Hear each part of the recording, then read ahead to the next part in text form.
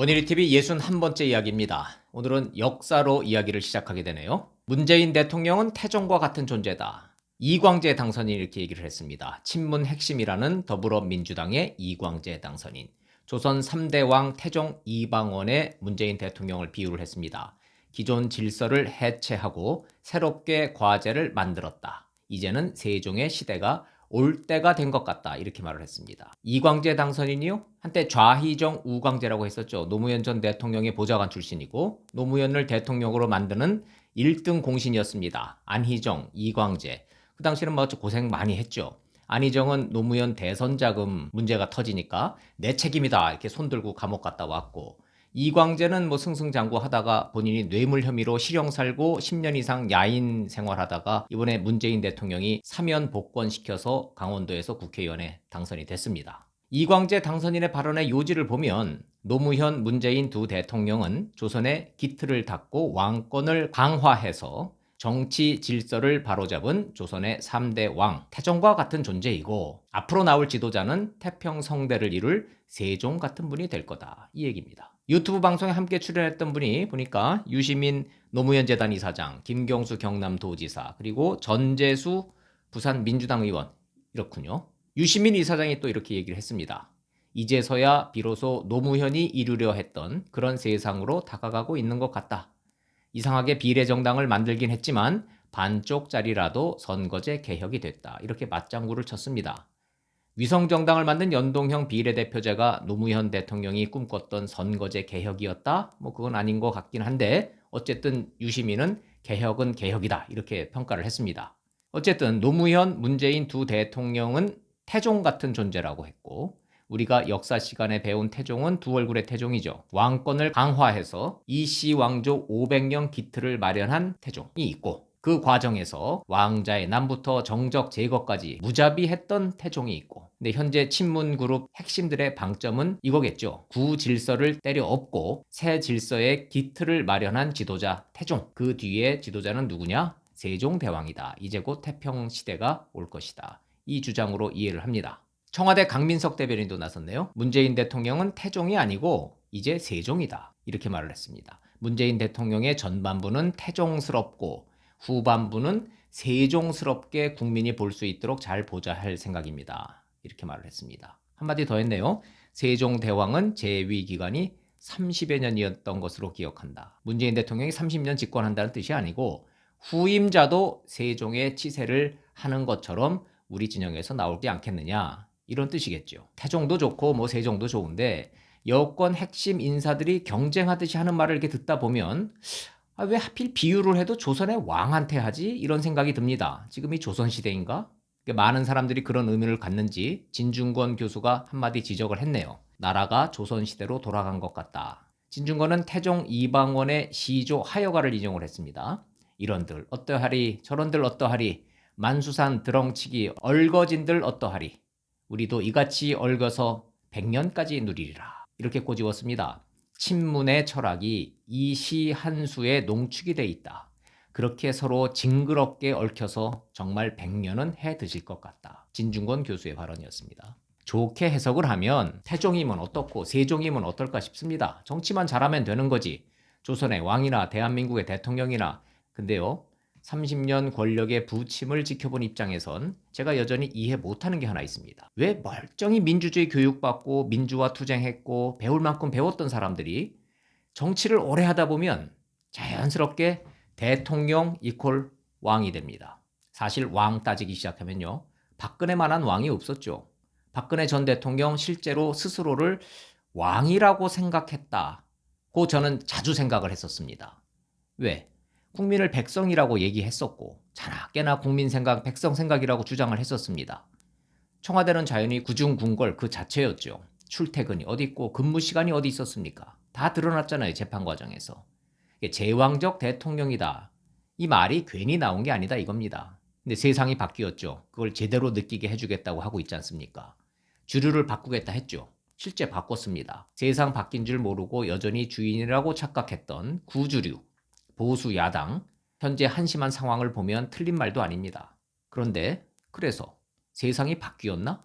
주류가 바뀐 건 분명한데 세상이, 이 나라의 정치가, 나라가, 시스템이 바뀌었나? 글쎄요, 저는 뭐 자신 못하겠습니다.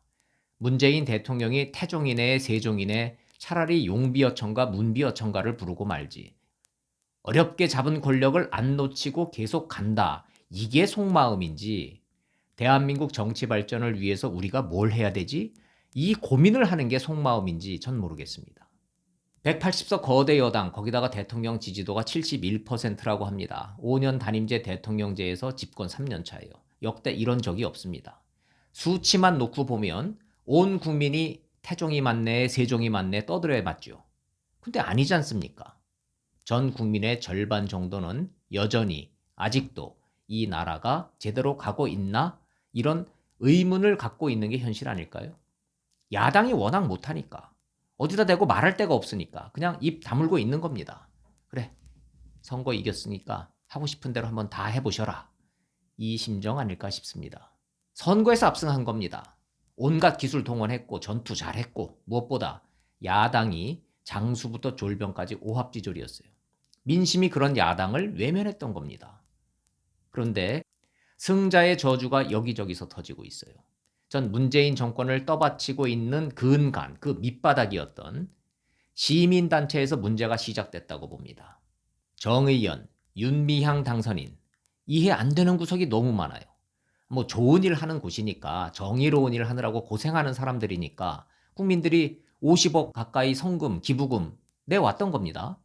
근데 이제 국회의원 됐어요. 정치한대요, 이제. 이용수 할머니 때문이 아니더라도 이젠 검증 대상이 된 겁니다. 근데 내놓은 장부를 보세요. 세상에 어느 NGO가 지출 내역을 일일이 공개하느냐 이럽니다. 세상에 그런 나라는 없다고 그러네요. 정반대 아닌가요? 세상에 어느 NGO가 회계 부실 지적 나오는데 장부 못 내놓는다고 그럽니까?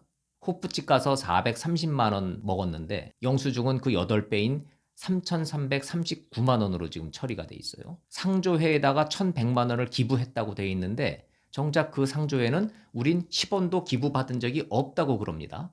더 황당한 건요. 국세청 홈택스에 올라온 이 표입니다. 한번 보십시오. 2018년 정의기억연대 기부금 지출 명세서입니다. 지급처, 지출 목적, 수혜 인원, 지출액 이게 표로 딱 정리가 돼 있어요. 맨 윗줄에 보면 국제시장, 피해자 지원 사업 2,320만 원부터 시작을 해서 맨 마지막 줄이 디자인 2인 홍보 사업 2,965만 원. 이렇게 11개 사업에 기부금을 낸 명세서가 올라가 있습니다. 그런데 보십시오. 수혜 인원 한 군데 빼고 나머지 10개 사업의 기부금 수혜자가 999명, 99명. 그 다음에 또 999명, 또 99명. 이건 한눈에도 그냥 적어 놓은 거잖아요, 숫자를.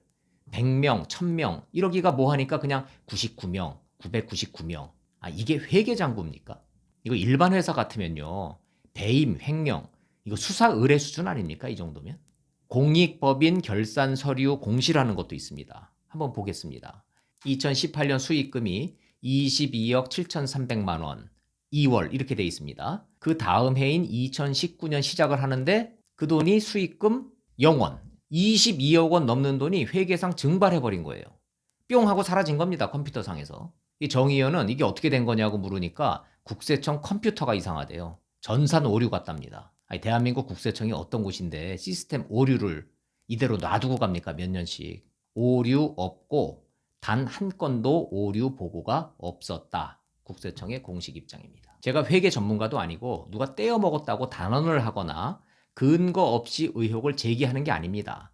백보 양보해서 횡령, 배임 이런 거 없었고 투명했다. 그렇다 치자 이겁니다. 제가 하고자 하는 말은 이렇게 엉터리 회계 처리된 시민단체가 과연 정의연 한 것뿐일까? 이겁니다. 그 수많은 노조, 시민단체 다른 데는 괜찮을까? 이런 의문 저만 갖고 있을까요? 집권 연장해야 바뀐 세상이 완결된다. 세상을 바꿨다고 주장하는 이 정권의 근간, 밑바닥, 시민단체들을 이번 기회에 한번 들여다보고 점검해야 하지 않을까 싶습니다. 그거 누가 합니까? 검찰이 합니까? 언론이 합니까? 야당이 합니까? 힘 가진 여권이 스스로 해야 하는 거 아닙니까? 그러라고 국민이 180석 몰아준 겁니다. 책임을 져야죠. 이제 주류가 됐고 세상을 바꿨다고 하니까. 그런데요, 문제는 이겁니다. 우리 편, 같은 편, 손 안 댈 것 같아요. 온 국민이 난리를 쳐야, 검찰이 나서고 언론이 난리를 쳐야 그때서야 마지못해 나서는 겁니다. 같은 편이 그렇게 무서운 거예요. 조국, 백원우, 유재수, 황운하, 최강욱, 오거돈, 윤미향, 양정숙 이들 중에 단 한 명이라도 과거 지목당한 적폐 세력이었다면 지금 어떻게 돼 있을까요? 마지막으로 한번 다시 읊어보겠습니다. 이런들 어떠하리 저런들 어떠하리. 세종이 제일 잘했다고 배우기는 했는데 대통령을 태종이나 세종에 비유하기 이전에 태종, 세종, 백년 기틀 말하기 이전에 당장 발등에 불 떨어진 내부 여권의 도덕성 문제, 이게 더 시급하지 않나 싶습니다. 2020년 대한민국은 왕정이 아니고요. 민주주의 대통령제 국가입니다. 원일이 TV 마칩니다. 고맙습니다.